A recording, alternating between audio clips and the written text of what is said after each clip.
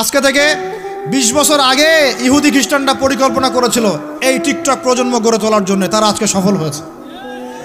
এখন আমরা যদি এখন চুপ করে থাকি, আগামী 20 বছর পর আপনি দেখবেন আরেকটা প্রজন্ম আসছে, এরা মানুষকে সালাম পর্যন্ত দিবে না। দেখে নিয়েন আপনি, 20 বছর লাগবে না, 5টা বছর যাক, তারপর দেখেন কি হয়। আল্লাহ, এরা কি এখন বাসায় ঢুকে বাবা মাকে সালাম দেয়?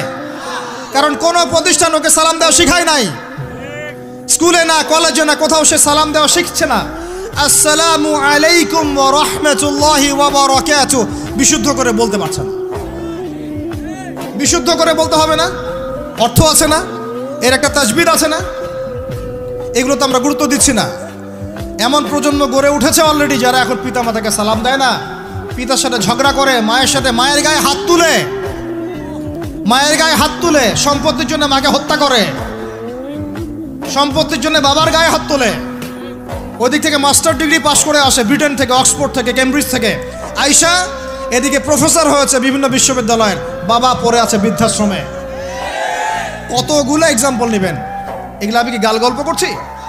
আমি কোনো গাল গল্প করতে